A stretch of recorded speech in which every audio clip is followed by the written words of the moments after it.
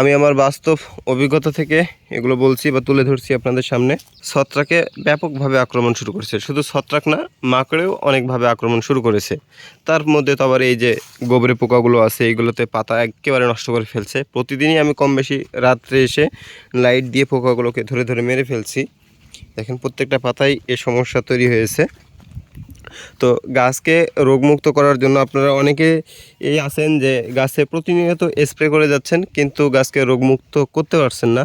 এর মেন যে বিষয়টি হচ্ছে সেটা হচ্ছে যে একই কীটনাশক বা একই ওষুধ গাছে বারবার প্রয়োগ করা। এতে করে কি হয়, গাছে যে পোকাগুলো আসে এরা একটা সময় পর এই যে ওষুধটা আমরা দিই এটা প্রতিরোধ করতে পারে, এই ক্ষমতা তাদের হয়ে যায়। তাতে করে কি হয় যে আমরা যে কীটনাশকটা স্প্রে করি তাতে করে তাদের আর কোনো ক্ষতি হয় না।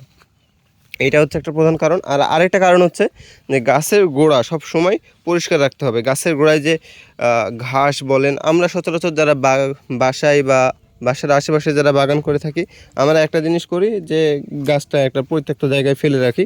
গাছের গোড়ায় বিভিন্ন ধরনের ঘাস হয়, লতাপাতা হয়, বিভিন্ন আরও গাছ হয়, জঙ্গল যেগুলো বলে আমাদের গ্রামের ভাষায়। তো এগুলো এই যে এরকম হয়ে থাকে। এগুলো হওয়ার কারণে কি হয় যে গাছে মাকড়, আমরা অনেক সময় মাকড়ের স্প্রে করার পরও মাকড় দূর করতে পারি না, যেটা লাল মাকড় বলে বা ওই সবুজ আরেকগুলো আছে, এগুলো দূর করতে পারি না। এটার মেন যে কারণটা হচ্ছে আমরা যখন গাছে স্প্রে করি শুধুমাত্র এই একটা গাছে আমরা স্প্রে করছি, কিন্তু আশেপাশে তো অনেক মাকড় আছে। এই যে আমি এদিকে দেখাই যে আমার এই জায়গাতে অনেক মাকড় আছে, দিন করে এগুলোর মধ্যে যে থাকলো, রাত করে এসে গাছে আক্রমণ করলো। তো ওই জন্য গাছের গোড়াটা সবসময় পরিষ্কার রাখতে হবে। এইদিকে আপনারা যেরকম দেখতে পাচ্ছেন ঠিক এরকমভাবে আমার এই যে নেট দিয়ে ঘিরে আছে এটার মধ্যে এরকমভাবে ছিল। আজকে সকালে আমি এই গাছের এই গোড়াটা পরিষ্কার করছি, যেটা করছি, তারপরে এখানে আরেকটা সেটা করছি। তো এই গাছের গোড়া সবসময় পরিষ্কার রাখতে হবে। গাছের গোড়া পরিষ্কার রাখলে এখানে বিভিন্ন ধরনের যে পোকামাকড়, ছত্রাক, ফাঙ্গাস এগুলো থাকে, এগুলোর আক্রমণ করতে পারবে না। স্প্রে করলে সহজে কাজ হবে। আর আরেকটা বিষয় আপনারা করবেন যে গাছে স্প্রে করার জন্য আপনারা যে 1 থেকে 2 লিটার পানি ব্যবহার করেন, এর সঙ্গে আমি বলবো আরও 1 থেকে 2 লিটার 4-5 লিটার পানি দিয়ে একসঙ্গে বিষ মিক্সচার করে পরিমাণ মতো যে বিষগুলো আছে বা যে ওষুধগুলো আছে এগুলো দিয়ে গাছে স্প্রে করার পর অতিরিক্ত যে পানিটা থাকবে ওই পানিটা গাছের গোড়াতে যে চারিদিক দিয়ে গাছের গোড়াতে অনেকখানি জায়গা ভিজাই দিবেন আপনারা স্প্রে করে। ধানে বা অন্যান্য কাঠফসলে যেরকমভাবে স্প্রে করে ঠিক ওরকমভাবে যদি স্প্রে করে দেওয়া হয় তাহলে আর আপনাদের এই মাকড়, ফাঙ্গাস জাতীয়, ছত্রাক জাতীয় যে সমস্যাগুলো এগুলো আসবে না। আর আমি আরও একটা সমস্যার সম্মুখীন হয়েছি। আমার এদিকে কলা বাগান আছে, এগুলো থেকে কলা কেটে নেওয়া হয়েছে। তো এই কলা বাগান থেকেও কিন্তু অনেক রকম ছত্রাকজনিত সমস্যা হচ্ছে আমার এই গাছে। তো আমার এটাই প্রথম বাগান করা। আমি আমার এই বাগানে যে ভুলগুলো হচ্ছে, যে আমি আমার এই বাগানে যা যা করছি সব কিছুই আপনাদের সঙ্গে তুলে ধরছি।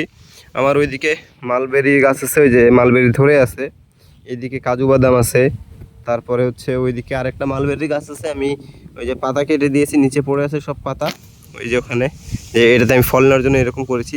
ওইখানে জয় সিডলেস আছে, ওইখানে বাইকুনুর। আমি উপরে যে মাচা পর্যন্ত যে শেপটা সেটা আমি কমপ্লিট করেছি, কেটে দিয়েছি, 2টা ভি আকার বের হচ্ছে। আমি আজকে হাটে দড়ি কিনবো, দড়ি কেনার পর মাচা করে দিব। আর এদিকে আরেকটা গাছ দেখেন, এই যে এখান থেকে শুরু হয়ে এটা প্রায় মাচা বড় চলে এসেছে। আমি কাল পরশু এটাতে কেটে ভি শেপ করে দিব। এইদিকে আমার গ্রিন লং আছে, অনেক সুন্দরভাবে গ্রিন লং গ্রোথ নিয়েছে। এটা একটা মাতৃ গাছ, 2.5 বছর বয়স। আমি আমার একটা কাছের ভাইয়ের থেকে গাছটা সংগ্রহ করেছি। এই যে দেখেন, কয়েকদিনের মধ্যে এখানে ফল ধরবে আশা করছি আমি। কত সুন্দর! অতিরিক্ত গাছ রাখা যাবে না বা অতিরিক্ত শাখা রাখা যাবে না, প্রয়োজন অনুযায়ী একটা গাছে 10 থেকে 15-20টা রাখতে হবে। 15-20টা রাখার পর এটা থেকে ফল নেওয়ার পর এটা থেকে কেটে আবার নতুনভাবে করতে হবে। এই যে অনেক সুন্দর লাগছে দেখে। আমি আমার বাগানের এই ছোট ছোট বিষয়গুলো, আমি যে ভুলগুলো করে থাকি এগুলো আপনাদের সঙ্গে তুলে ধরছি, এবং আমি কখন কি কীটনাশক ব্যবহার করছি সমস্ত কিছু তুলে ধরছি আপনাদের সঙ্গে, যাতে করে আমার করা ভুলগুলো আপনারা যেন না করেন। এরকম ইনফরমেটিভ বলেন বা প্রয়োজনীয় তথ্য বলেন, এগুলো যারা পেতে চান তারা আমার চ্যানেলটিকে সাবস্ক্রাইব করে পাশেই থাকবেন। আমি যাতে নিত্য নতুন ভিডিও আপলোড করলে সঙ্গে সঙ্গে আপনারা দেখতে পারেন। তো দোয়া করবেন সবাই আমার জন্য, আমার বাগানের জন্য, আর আপনাদের বাগানের পরিচর্যা করবেন। শেষ পর্যন্ত দেখা হচ্ছে পরে কোনো একটা ভিডিওতে। আল্লাহ হাফেজ।